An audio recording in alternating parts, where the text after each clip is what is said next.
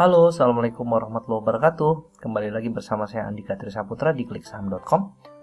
Buat rekan-rekan atau teman-teman yang kemarin sudah bikin akun RDN, kemudian sudah top up juga, kemudian sudah bikin watchlist ya. Ini sebagai satu tambahan wawasan buat teman-teman yang akan terjun ke dunia trading dan investasi saham. Menurut saya ini penting banget untuk kita mengenali tentang diri kita sendiri ya, karena setiap orang adalah arsitek kebentukan terhadap dirinya sendiri. Pada ulasan video kali ini saya mau membahas tentang 3 poin, yaitu tentang profil resiko, tipe trader atau investor seperti apakah kamu, kemudian tentang trading style, ini seberapa banyak waktu yang disiapkan untuk memantau market atau menentukan tujuan atau goal daripada trading itu sendiri, kemudian bagaimana kita mengeksekusi sebagai seorang pemula. Oke, baik, mari kita mulai. Mengenal profil resiko. Profil resiko itu apa sih? Profil resiko adalah tingkatan seberapa besar seseorang dapat menoleransi suatu resiko investasi. Ada yang dapat mentoleransi yang minim, ada yang menengah maupun yang besar gitu. Oke, yang pertama adalah konservatif ya, tipe orang-orang yang konservatif, risk averter. Profil resiko yang rendah, dia ingin investasi yang aman, tingkat imbal hasil return yang cenderung stabil, dan takut kalau investasi pokoknya berkurang. Nah, nanti ini akan juga mempengaruhi pilihan-pilihan sahamnya. Kemudian seperti apa ya? Ini mungkin bisa teman-teman nanti kita diskusi ya, seperti apa pilihan sahamnya. Kemudian tipe moderat atau menengah, profil resiko sedang, tujuan finansialnya jangka menengah, dan siap dengan tingkat return yang fluktuatif ya. Fluktuasinya tidak signifikan ya, kadang naik kadang turun, tidak terlalu volatil, tetapi masih tidak terlalu berani mengambil resiko. Nah, ini orang-orang yang moderat. Kemudian ada orang-orang dengan profil resiko yang agresif, risk taker. Profil resiko yang tinggi, investor tipe ini atau trader tipe ini sangat siap jika investasi pokoknya berkurang atau hilang demi imbal hasil yang juga tinggi. Nah, ini nanti teman-teman pikirin, aku konservatif atau moderat atau agresif ya. Nah, biasanya konservatif ini orang-orang yang nanti milihnya saham-saham yang bergeraknya turunnya tidak terlalu jauh. Nah, ini bisa dipilih saham-saham blue chip dengan kapitalisasi besar 40 triliun ke atas. Dia kalau naik memang nggak terlalu banyak ya, nggak signifikan secara jangka pendek, tapi jangka panjang ya lumayan. Dan juga ketika turun juga secara harian tidak terlalu jauh, tapi ada juga yang trennya lagi turun ya turun terus juga.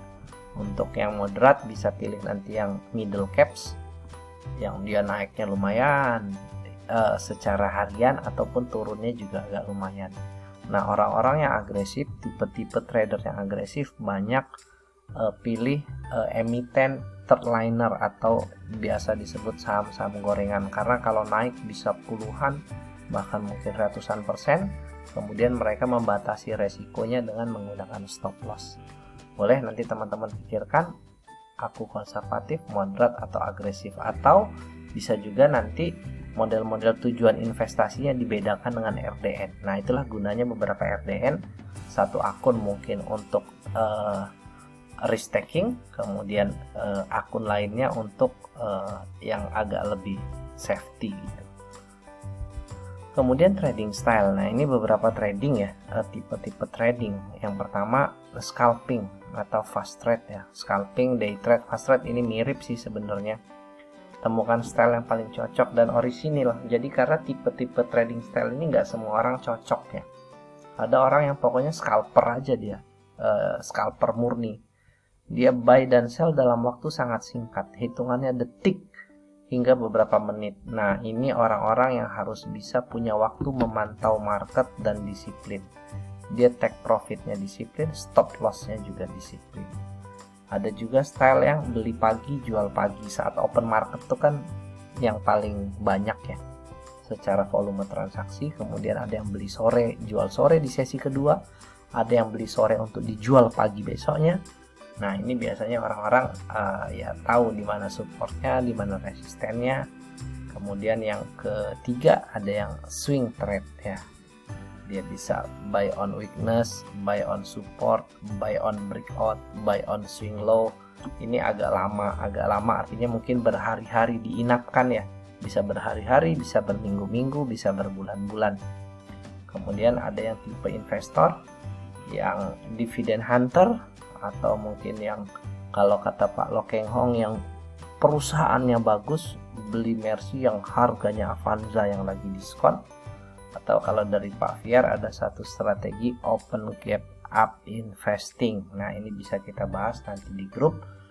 Nanti teman-teman boleh coba ya kan, scalping cocok nggak, fast trade cocok nggak, swing trade cocok nggak. Ada juga orang-orang yang biasa scalping, ketika diajak swing kata dia lambat, ini kayak keong, aku nggak suka, aku senangnya scalping aja.